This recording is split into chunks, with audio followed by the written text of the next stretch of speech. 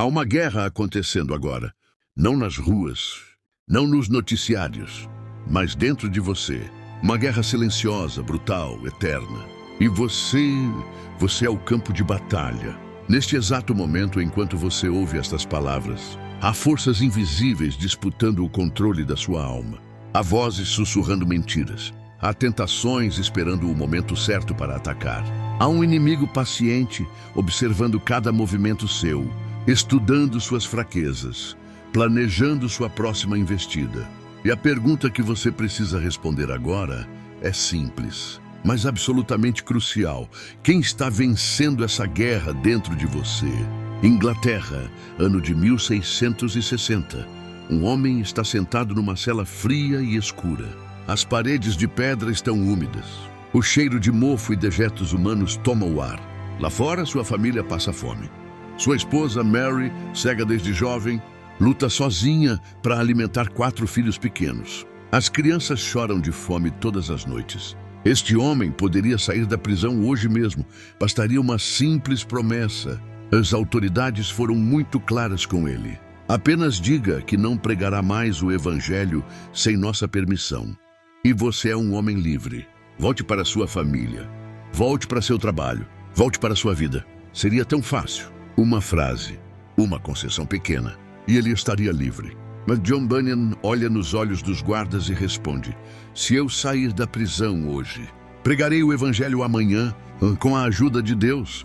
E assim ele escolhe ficar. Durante 12 longos e terríveis anos, ele escolhe a prisão ao invés de negar sua consciência. E é ali, naquele calabouço úmido e fétido, ouvindo os gemidos de outros prisioneiros, sentindo frio penetrando até os ossos, lutando contra a solidão e a depressão, que ele pega pena e papel e escreve uma das obras mais poderosas sobre batalha espiritual já criadas na história da igreja, A Guerra da Alma. Bunyan sabia algo que muitos de nós, cristãos modernos, confortáveis em nossas casas aquecidas, com nossas bíblias digitais e nossa fé sem custo, frequentemente esquecemos. Algo que a igreja contemporânea, obcecada com positividade e prosperidade, raramente ensina. Algo que o evangelho diluído de nossos dias não quer enfrentar. Ele sabia que a alma humana é um território violentamente disputado. E se você não a defende ativamente, diariamente com vigilância constante, ela será inevitavelmente tomada pelo inimigo. Não há neutralidade nesta guerra. Não há meio termo. Não há como ficar em cima do muro. Ou você luta conscientemente ao lado de Cristo, ou você será derrotado. Não existe terceira opção. John Bunyan não nasceu santo. Ele não veio de uma família religiosa respeitável. Ele não teve educação teológica formal em seminários. Ele não cresceu memorizando catecismos e cantando hinos. Bunyan nasceu em 1628, numa família extremamente pobre de funileiros ambulantes, sem qualquer educação formal significativa.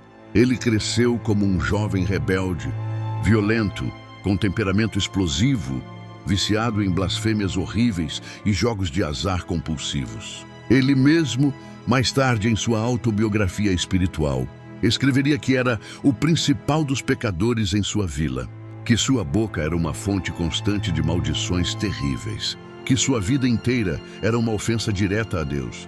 O jovem Bunyan jogava, brigava violentamente, blasfemava sem qualquer pudor ou remorso. Ele vivia como se Deus simplesmente não existisse, como se o inferno fosse apenas uma história inventada para assustar crianças, como se pudesse fazer absolutamente o que quisesse sem enfrentar consequências eternas. Mas então algo começou a acontecer.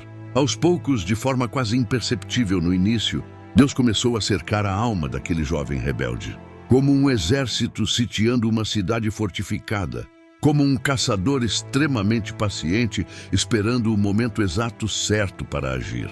Bunyan começou a sentir o peso absolutamente insuportável da sua culpa. Ele ouvia sermões ocasionais e começava a tremer de medo genuíno. Lia trechos da Bíblia e se desesperava completamente. Via pessoas piedosas na rua e sentia vergonha profunda. Começou a sentir que Deus estava infinitamente longe dele, que ele havia cometido o pecado imperdoável mencionado nas Escrituras que estava completamente além de qualquer possibilidade de salvação. Durante anos terríveis, ele viveu absolutamente atormentado. Não eram apenas dias ou semanas de tormento. Eram anos inteiros. Medo paralisante do inferno, consumindo seus pensamentos dia e noite. Medo esmagador do juízo final, mantendo-o acordado nas madrugadas. Dúvidas sufocantes sobre se Deus poderia, de alguma forma, perdoar alguém tão vil quanto ele.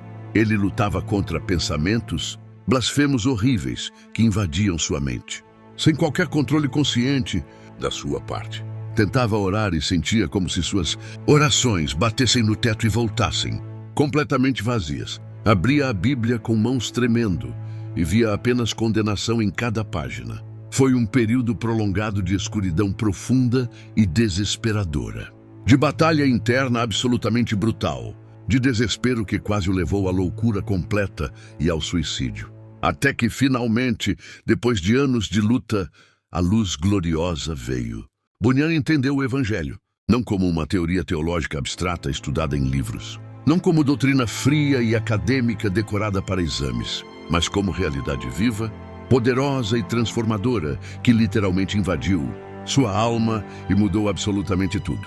Ele viu com clareza cristalina que Cristo Jesus pagou tudo na cruz. Cada pecado cometido, cada blasfêmia pronunciada, cada rebelião praticada, cada pensamento impuro, tudo, absolutamente tudo, foi cravado naquela cruz cruel. Ele entendeu profundamente que a graça salvadora de Deus não depende em nada de força humana, de perfeição moral impossível, de mérito pessoal acumulado, mas unicamente e completamente da obra perfeita e completa de Jesus Cristo, na cruz do Calvário. E essa compreensão mudou radical e absolutamente tudo em sua vida. Bunyan foi gloriosamente convertido, completamente transformado, verdadeiramente nascido de novo pelo poder do Espírito Santo. E a mudança foi tão radical, tão visível, tão profunda, que absolutamente todos ao seu redor perceberam imediatamente. O blasfemador violento se tornou pregador apaixonado. O rebelde descontrolado se tornou servo humilde. O perdido desesperado se tornou achado e restaurado. Ele foi batizado publicamente como testemunho de sua nova vida. Uniu-se a uma pequena igreja batista não conformista e começou a pregar com ousadia absolutamente incomum, com paixão ardente, com lágrimas constantes nos olhos e fogo santo no coração. Multidões cada vez maiores vinham de vilas distantes para ouvi-lo pregar. Pessoas eram profundamente convertidas sob seu ministério. Vidas inteiras eram radicalmente transformadas pelo poder do evangelho que ele proclamava. Mas todo esse sucesso ministerial teve um preço absolutamente terrível. Na Inglaterra do século XVII, sob o reinado do rei Carlos II, que havia restaurado a monarquia anglicana, pregar o evangelho sem licença oficial da igreja anglicana estabelecida era considerado crime grave contra a coroa. O país estava profundamente dividido entre conformistas e não conformistas. Havia perseguição religiosa intensa e brutal acontecendo por toda parte. E Bunyan, um simples funileiro, pobre, sem qualquer educação teológica formal ou ordenação oficial, ousava pregar o evangelho puro da graça sem pedir permissão ao governo ou à igreja estabelecida. Inevitavelmente, Bunyan foi preso. E as autoridades civis e religiosas fizeram-lhe uma oferta que parecia completamente razoável e sensata para qualquer pessoa. Disseram a ele com toda clareza: John, simplesmente pare de pregar sem licença e você sai da prisão hoje mesmo. Volte imediatamente para sua família que tanto precisa de você. Volte para seu trabalho honesto. Volte para sua vida normal. Apenas prometa que não pregará mais sem nossa permissão oficial.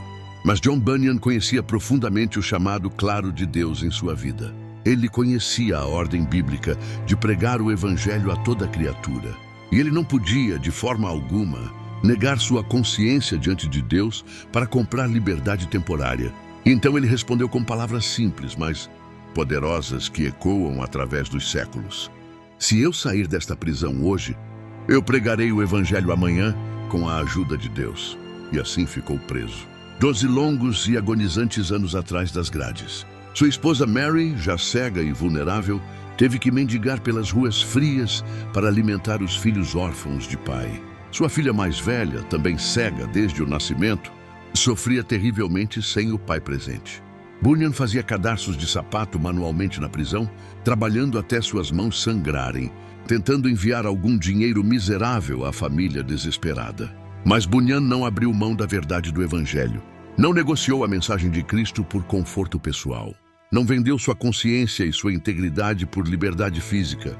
E foi exatamente ali, naquela cela escura e absolutamente fedorenta, com ratos enormes correndo constantemente pelo chão de pedra e frio, penetrando cruelmente até os ossos, que ele escreveu algumas das obras literárias e teológicas mais importantes e influentes de toda a literatura cristã mundial, O Peregrino, que se tornaria o livro mais lido em inglês depois da Bíblia. Graça abundante para o principal dos pecadores, sua autobiografia espiritual comovente, e a obra que estamos estudando hoje, A Guerra da Alma. Bunyan sabia exatamente, visceralmente, o que significava guerra espiritual real, porque ele não apenas estudou academicamente sobre o assunto em livros teológicos. Ele viveu isso na própria carne.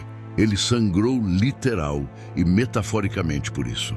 Externamente, ele enfrentava perseguição brutal pelo governo corrupto, prisão completamente injusta por 12 anos, separação dolorosa de sua família amada, desprezo público da sociedade respeitável. Internamente, ele lutava diariamente, hora após hora, contra dúvidas teológicas que voltavam repetidamente, contra a culpa antiga que tentava ressurgir das sombras, contra tentações persistentes que simplesmente não cessavam nunca. E foi exatamente dessa experiência absolutamente real, visceral, dolorosa e profunda, que nasceu uma das alegorias teológicas mais profundas, ricas e poderosas sobre a batalha, contínua pela santificação, progressivas já escritas em toda a longa história da Igreja cristã. A Guerra da Alma é formalmente uma alegoria literária, uma história simbólica e fictícia, repleta de personagens imaginários e eventos obviamente não históricos. Mas não se engane nem por um único segundo. O que John Bunyan descreve magistralmente naquela obra é absoluta, completa e dolorosamente real. É a sua vida espiritual. É a minha vida espiritual. É a batalha diária, constante e implacável que absolutamente todo cristão verdadeiro enfrenta todos os dias até o último suspiro nesta terra. Bunyan imagina criativamente a alma humana, individual, como sendo uma cidade fortificada medieval. Uma cidade especial chamada Mansul, que significa literalmente a alma do homem. E essa cidade não é qualquer lugar comum ou ordinário na narrativa. Ela foi originalmente criada e construída pelo grande rei Shaddai, que representa claramente Deus Pai, como uma cidade absolutamente perfeita, gloriosamente bela, radiante de santidade. Mansul foi construída desde o início com arquitetura divina perfeita.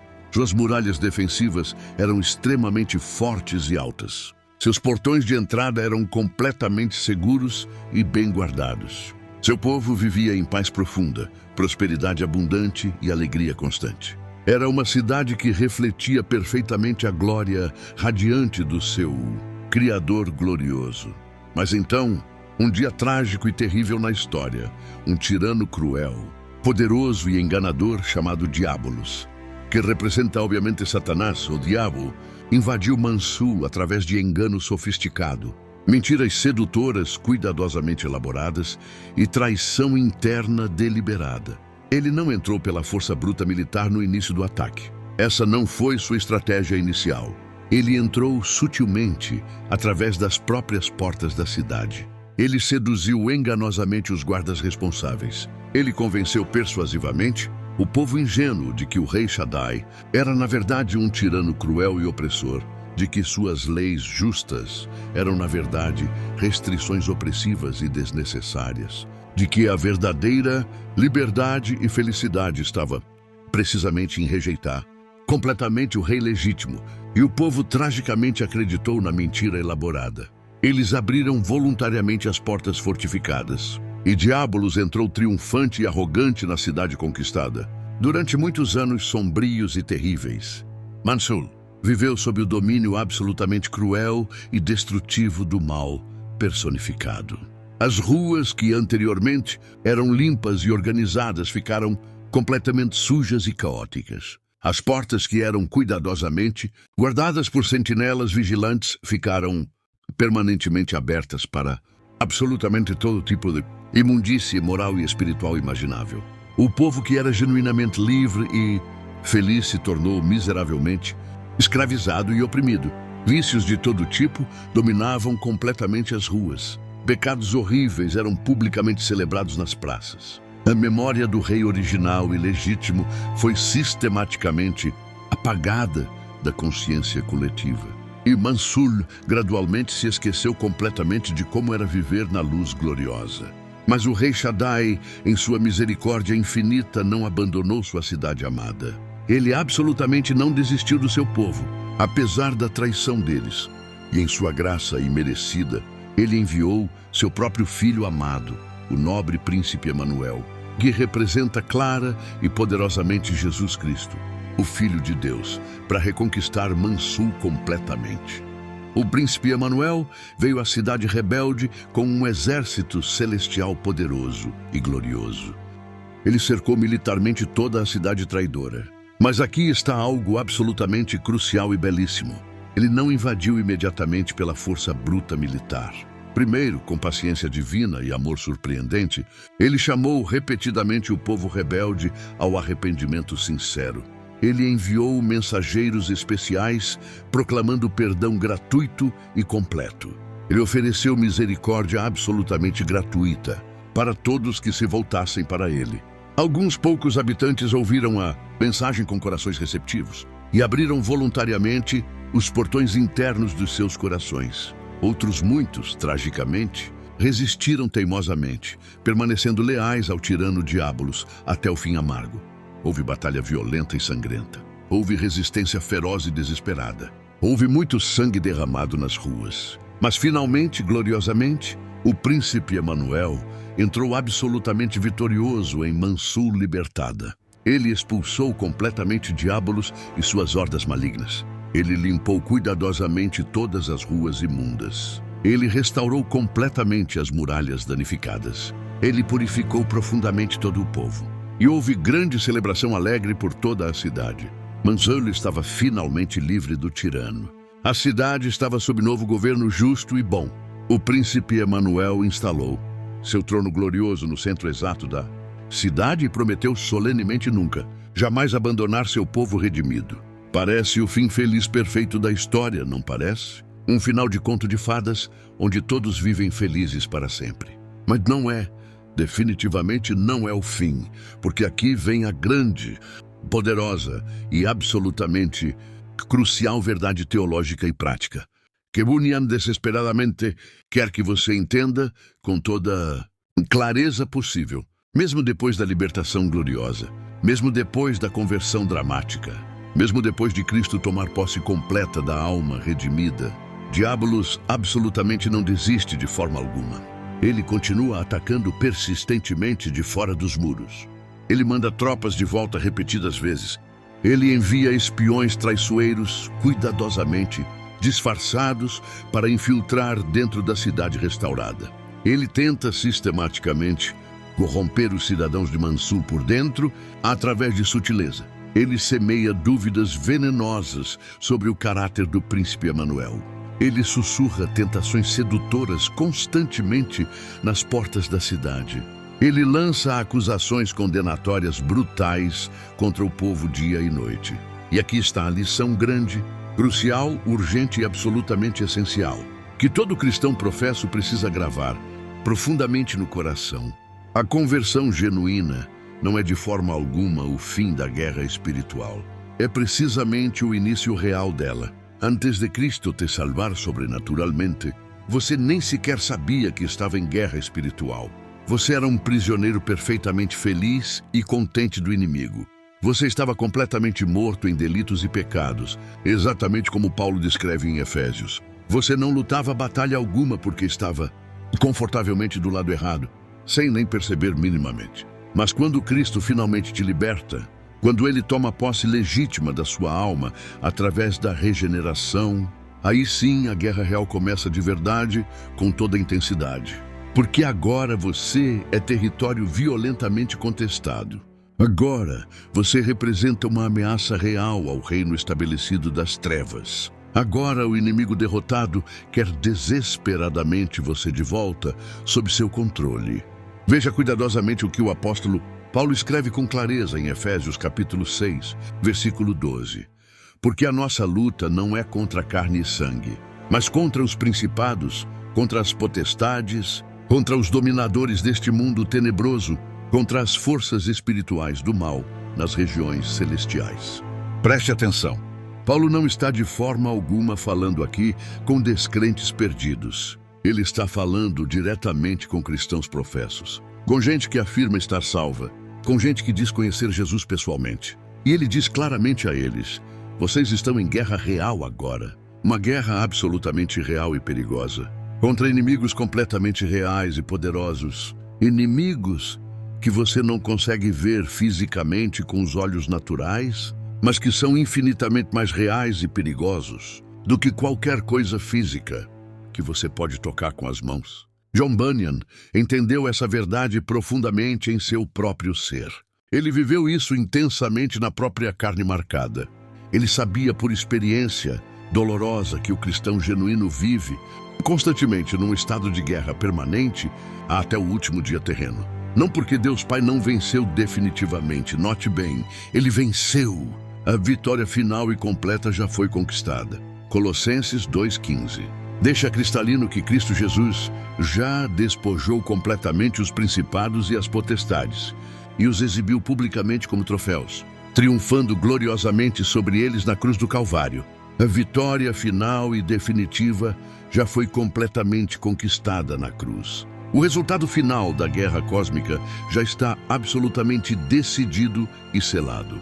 Cristo venceu de forma completa e irreversível, mas o inimigo derrotado ainda resiste desesperadamente. Ele ainda ataca furiosamente. Ele ainda tenta destruir cruelmente, porque ele sabe perfeitamente que seu tempo restante é extremamente curto, exatamente como o Apocalipse 12:12 declara.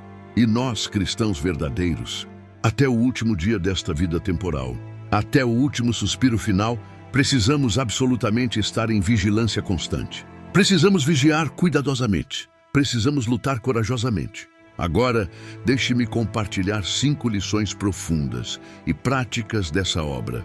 Primeira lição fundamental: o pecado nunca, jamais desiste voluntariamente. Segunda lição: vigilância espiritual constante é absolutamente essencial para a sobrevivência.